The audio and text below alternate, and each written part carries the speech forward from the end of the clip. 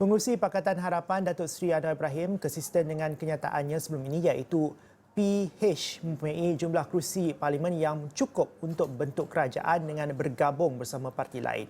Namun beliau tidak mendedahkan parti mana yang akan bersama PH. Perinciannya bersama Hafizi Rosli. Baik, terima kasih rakan Sugas.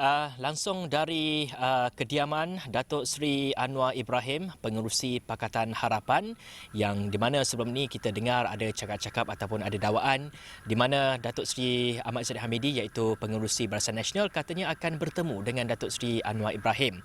Namun sebentar tadi kami dapatkan Datuk Seri Anwar Ibrahim sendiri dan apa yang diperincikan oleh Datuk Seri Anwar Ibrahim adalah masih lagi sama, konsisten dengan kenyataan yang dibuat oleh beliau semalam, iaitu Pakatan Harapan mempunyai jumlah kerusi yang cukup untuk membentuk sebuah kerajaan dengan bergabung bersama parti lain. Walau bagaimanapun, apa yang diperincikan lagi oleh beliau, biarlah parti-parti berkenaan akan mengeluarkan kenyataan di mana kami sebagai media kami bertanyakan kepada Datuk Seri Anwar Ibrahim, parti manakah yang akan bergabung bersama dengan Pakatan Harapan ini.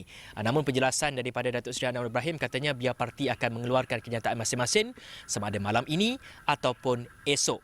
Dan kita tahu juga sebelum ini Istana Negara telah pun mengeluarkan satu kenyataan yang meminta mana-mana parti ataupun mana-mana gabungan yang mempunyai majoriti yang cukup untuk menamakan calon Perdana Menteri selewat-lewatnya 2 petang esok. Dan pastinya pada ketika ini rundingan demi rundingan dilakukan sama ada oleh Pakatan Harapan, begitu juga oleh Perikatan Nasional.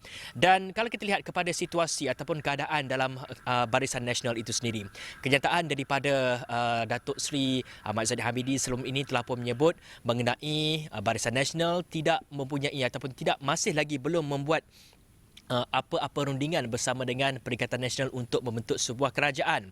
Dan ini antara peringatannya juga daripada Datuk Seri Ahmad Zahid Hamidi yang memaklumkan mengenai tiada sebarang perundingan seperti yang saya sebutkan sebentar tadi bersama dengan PN, dan juga katanya kesemua ahli Parlimen PN yang memenangi PRU15 telah menandatangani aku janji dan memberi mandat kepadanya selaku Presiden untuk melakukan ataupun menentukan apa-apa gabungan politik dalam penubuhan kerajaan.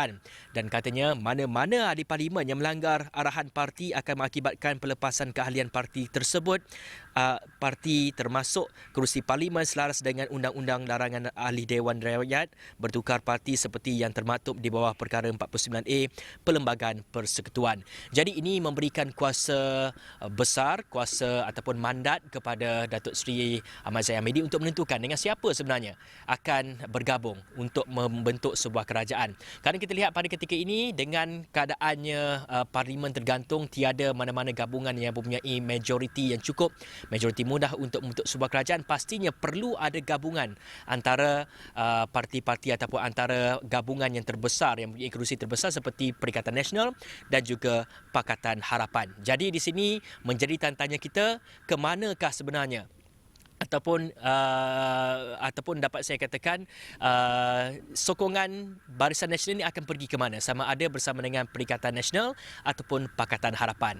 Jadi di situlah timbul dakwaan katanya ada rundingan antara Datuk Seri Anwar Ibrahim dan juga Datuk Seri Ahmad Zahid Hamidi, namun perkara berkenaan tidak diceritakan ataupun tidak dinyatakan sendiri oleh Datuk Seri Anwar Ibrahim sebentar tadi, yang beliau menyatakan rundingan telah dibuat bersama dengan parti untuk membentuk sebuah kerajaan tapi secara virtual atau secara maya saja.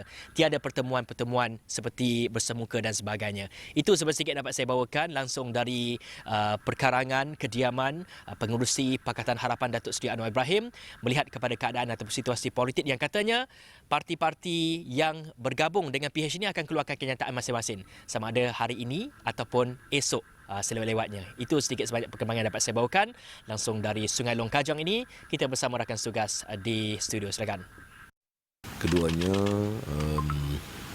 tentang jumlah, kita pun ada bersebut kenyataan semalam. Saya berpandukan kepada apa yang kita capai selama ini, dan saya ingat kita lihatlah, tunggu sampai, sebab proses sudah diminta melalui Yang di-Pertuan Agong dan speaker, jadi kita ikut proses tu. Okey? Dia punya esok ke Datuk Seri? Apa dia? Jumpa Agong esok ke? Tak, dia submit ikut peraturan yang diumumkan dalam pernyataan. Who are the parties that you are looking at cooperating with Datuk Seri? Yeah, as I said last night, it is done, but I want it to be really proper and let them issue their own statements. But I'm happy because we have virtually settled this, and I think with the level of support, I am confident, inshallah, that I will be given the chance, opportunity to lead this country. Datuk Seri, Datuk Seri Ismail Sabri dan juga Zahid dah buat kenyataan yang tak pernah berbincang pun dengan GPS. So ada chance ke yang akan PH akan Tak, kita ada hubungan walaupun tidak mudah ya, kerana GPS itu terikat dengan hubungan dia lama dengan BN, dengan PN. Tetapi perubahan parti, kestabilan negara, menyelamatkan negara daripada unsur-unsur yang negatif, memulihkan ekonomi, itu tugas bersama. Datuk Seri, dah cukup ke 112 kursi? Sejak semalam dah cukup. Melibatkan parti apa tu? Itulah saya kata, biar parti-parti berkenaan. Ini dalam masa singkat. Malam ni itu esok masing-masing akan keluar kenyataan. Untuk media boleh tahu tak parti-parti apa? bayangan lah. Biar dia bayangan malam-malam. Okey, terima kasih. Barisan Nasional